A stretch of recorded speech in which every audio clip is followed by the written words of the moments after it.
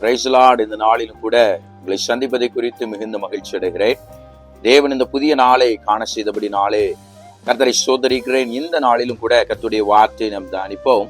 அது ரோமர்கள் நிருபம் 11வது அதிகாரம் அதனுடைய 29வது வசனம். அங்கே வசனம் இப்படியாக இருக்கிறது: தேவனுடைய கிருபை வரங்களும் அவர்களை அழைத்த அழைப்பும் மாறாதவைகள். இங்க 2 வார்த்தையை பவுல் சொல்லி இருக்கிறார்.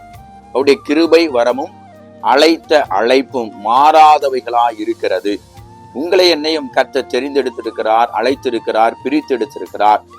இந்த அழைப்பும் அவர் நம்மேல் வைத்த கிருபையும் அது ஒரு நாளும் மாறாதவைகளாய் இருக்கிறது, என்றென்றைக்கும் நிலைத்து நிற்கக்கூடியதாய் இருக்கிறது.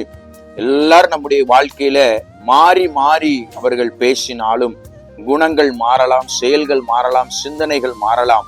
ஆனால் தேவன் நம்மை அழைத்த அழைப்பு அது ஒரு நாளும் மாறி போவதில்லை. அந்த மாறாத கிருபை, மாறாத தயவு, மாறாத இரக்கத்தினாலே கர்த்தர் என்றென்றைக்கும் வழி நடத்த வல்லவராய் இருக்கிறார். யாரும் இல்லை என்று சொல்லி கலங்க வேண்டாம். கர்த்தருடைய கிருபையும் அவர் உங்களை அழைத்த அழைப்பும் அது ஒருபோதும் மாறாதவைகளாய் என்றென்றைக்கும் வழி நடத்தக்கூடியதாய் இருக்கிறது. கர்த்தர் தாமே வார்த்தைகளை கொண்டு உங்களை ஆசீர்வதிப்பாராக. ஆமென்.